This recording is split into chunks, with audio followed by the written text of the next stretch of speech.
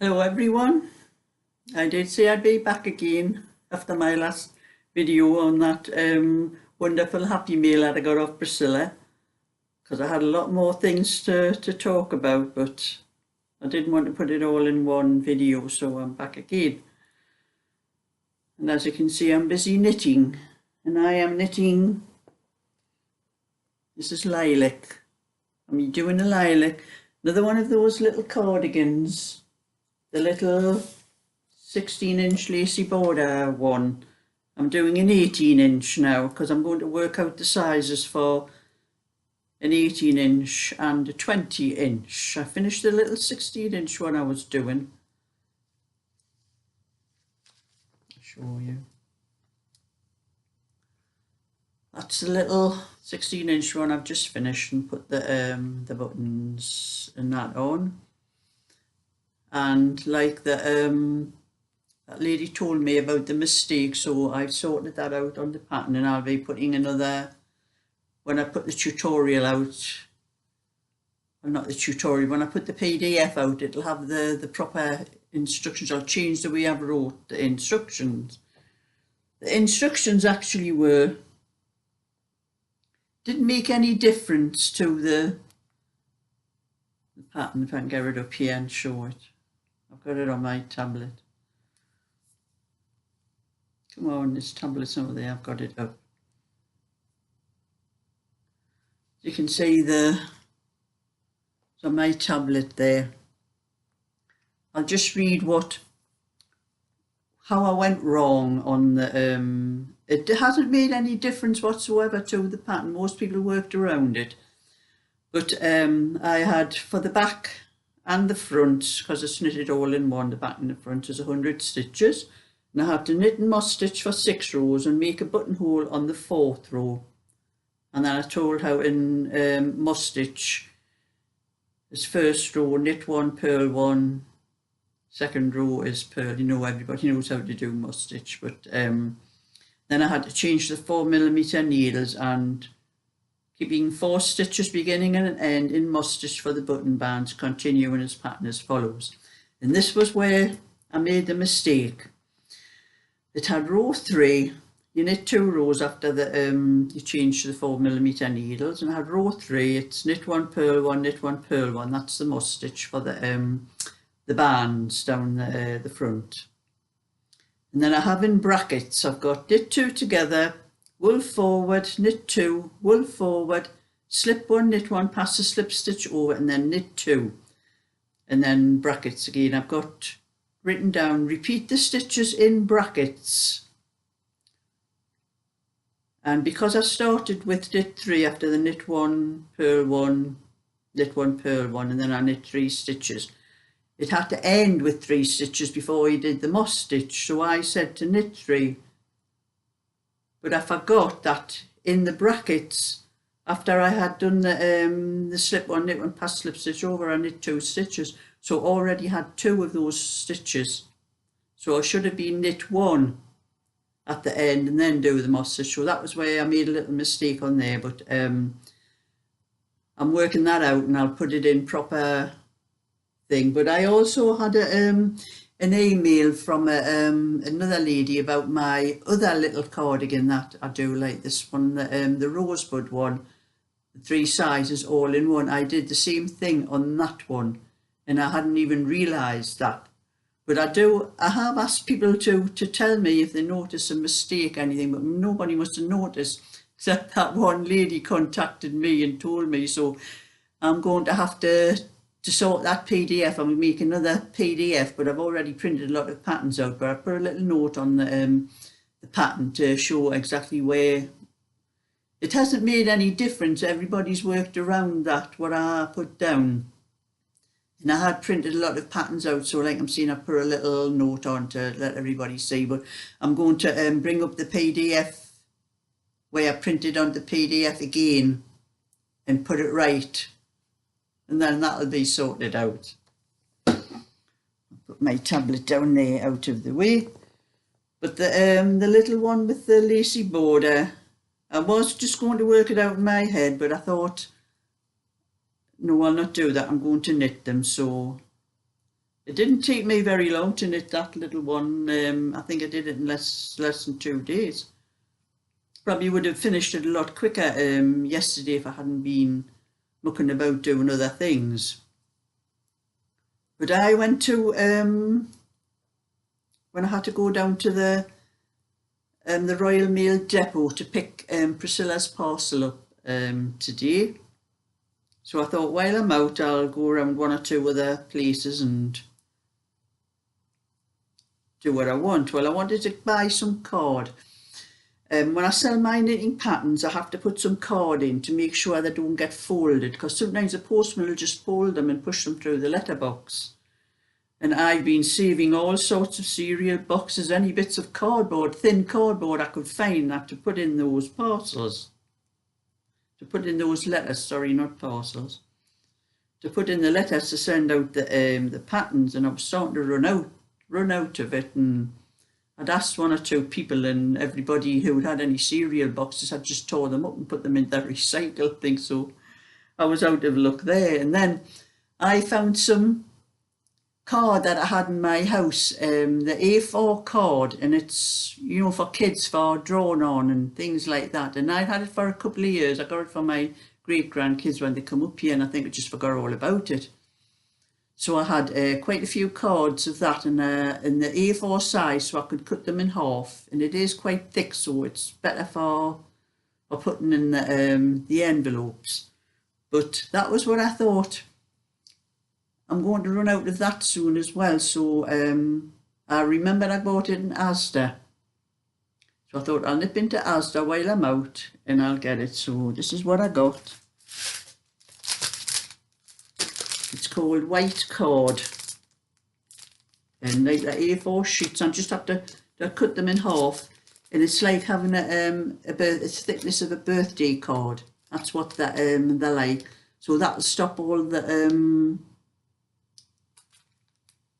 stop the envelope being getting folded in half and spoiling the pattern, which is what you don't want. Now I bought these, the white card, it must be about 2 years ago when I bought it, and it cost me £1 for 10 sheets, which was, I thought, well, that's cheap, you know. And I thought, well, it's bound to have gone up since you know, this cost of living thing. When I went to get this, there's 20 sheets A4 for £1.62, so it's actually come down in price. So I bought a couple of packs of that, so I've got plenty of that for putting in with the patterns that I sell. So that was a good thing. And the patterns that I'm selling, I have put up what I call imperfect ones. I did have a few with, there was 3 patterns in that I was selling for £2.50, the 3 patterns, imperfect ones, but they've all gone, they've been bought.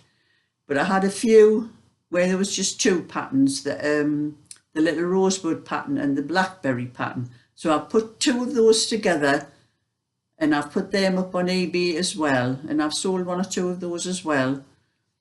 And I think I had about 10 of them all together. I put 10 up on eBay, and I put them up for £1.80. So as long as I get the out of that £1.80, it'll cost me 80 pence for the postage and 5p for the envelope. And the other pound is eBay will take it'll only be pennies they'll take out of that amount. And at least I'll have about 70 or 80 pence out of that. That'll help to pay for the ink and the paper that I wasted. But I've also put a bargain up for anyone who might be interested. I've put a pack of all the 5 patterns that I have up at the moment. That's all I have at the moment is the 5 patterns, and I put a pack as a bargain for anyone for £7.50, because I sell the patterns for £2.50 each. So I've put a pack of 5 up for £7.50, a bargain. It's just going beyond for a few days. So if anybody's interested, take a look.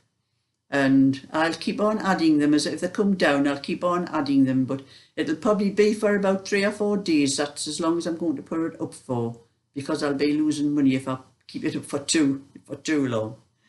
And anyway, something else, just a little bit of a story I'm going to tell you. When I was unpacking Priscilla's parcel today. There was a lot of this paper, like tissue paper and that she had put in, and it reminded me when we were kids, me and my sisters. I think I made a comment in the video about makes good toilet paper, and that's what I'm talking about. When I was a child, you know, we didn't have those rolls of toilet paper like we have now. Me and my two sisters, my mother and father used to get newspapers every day and every weekend and that. And me and my two sisters used to have to sit and cut little squares out of that paper, put a little hole in one corner and thread it onto. One of us was cutting the squares out, another one was putting the little holes in, and the other one, I can't remember which one of us, the three of us, is me, my sisters. There's me, my sister Linda, and my older sister Eleanor. Linda's my younger sister. And one of us was poking the hole in, and one was threading the things through on these, so we could hang them up in the toilet for toilet paper. We never had proper toilet paper like we have nowadays when I was a kid. I mean, I'm talking about 70 years or more ago. But even stuff like this, anything like that, my mother used to keep, and we used to make toilet paper out of it. But when she had to buy toilet paper, a lot of you will probably remember this toilet paper. It was called Izel. I think that's how you pronounce it, I-Z-E-L. Don't know whether you can still get it, but that was there instead of this sort of stuff in the newspaper. But this sort of stuff in the newspaper was much better than the Izel, because the Izel was sort of shiny and smooth. You weren't wiping your backside, you were sliding it across. I'm sure a lot of you, anyone my age, will remember that, about that toilet paper. That's just what this reminded me of when I was opening it up and thinking, oh, that's handy, that's good for toilet paper. So we used to hang it up in the toilet. Well, in the United States and Canada, I think you call them motor closets. But that was just a little bit of a laugh for anyone that will remember, because if they do remember, they'll probably be sitting laughing. So that was just a little bit extra today to let you see what I've been doing and what I'm up to. And I have put the little bag I got off Priscilla. It's amazing how much this actually holds. Yeah. I put all my stitch holders inside there, and there's still room for lots more. I haven't got, you know, that many there, but there's quite a lot in there. So they hold quite a lot. Put it in my bag there, and I have been sorting my knitting needles out. I've got some of them here. It's about the bottom part here is half full. These are all my old needles. I still have lots more in my drawers I'm going to have to sort out. But this is a bag. I was just thinking and looking at it, it would be better for my circular needles, because I don't have anywhere to keep them. Because with them being like this, they just don't fit into my other bags, and you'd have to keep winding them up tighter. Well, that makes them, they don't come out, they go all curly like that, you know, and I thought I'd be able to put them as flat as possible in here. So this is going to be better for my circular needles, I think, because I have got quite a lot of those actually, like. So that's another good thing you sent, Priscilla.